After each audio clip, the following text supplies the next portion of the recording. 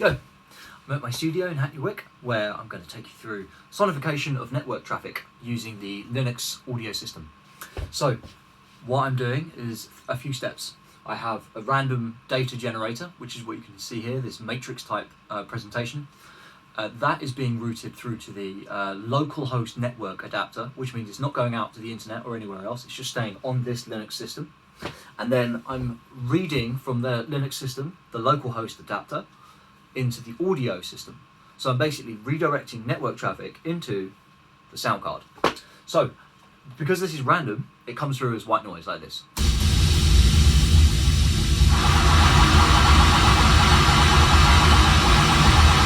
So what can I do with that?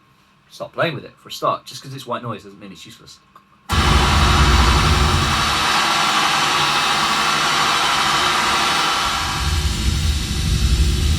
So I can use the EQs on this DJM800 mixer, which is what I'm doing. So I've also got an echo set to 83 milliseconds, could be anything. So at this point, I've just got the bass up. This is just the mid. It's just the treble. So let's see what happens.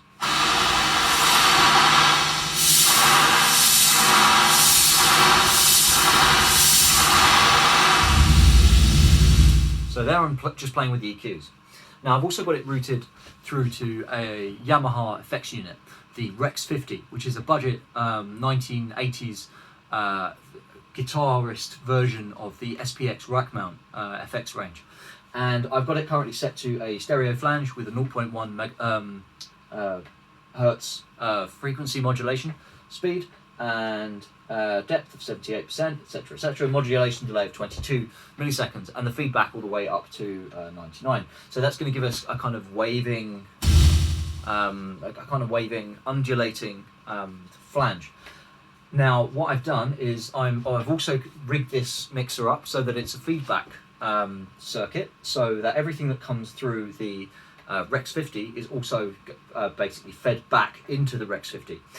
So in order to make that sound as aesthetic as possible, what I do is I use the harmonic feature on the mixer, which means that the frequencies are changeable. So I can make something which is high pitched sound like it's low pitched. So for example, here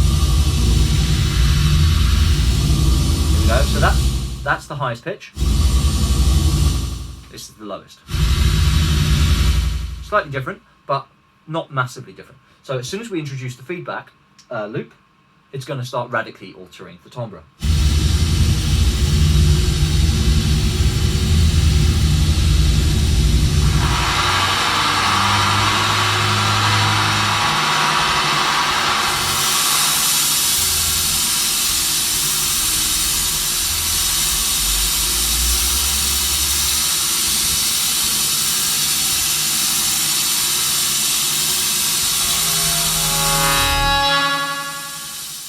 So the headphone output is routed through back into the Rex 50.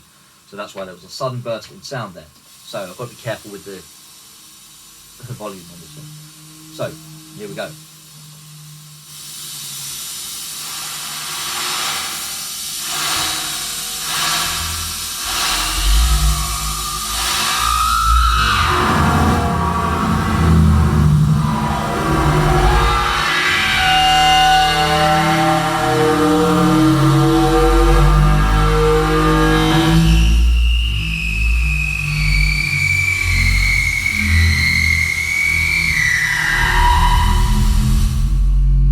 So that's what happens as soon as we introduce the feedback loop.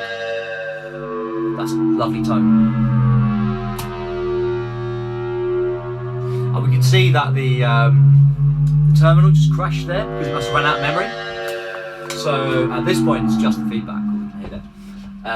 So because I was generating random data, there would have been a limit to the amount of data that my RAM could take on the Linux system. So we've got a natural ending there, a natural cadence.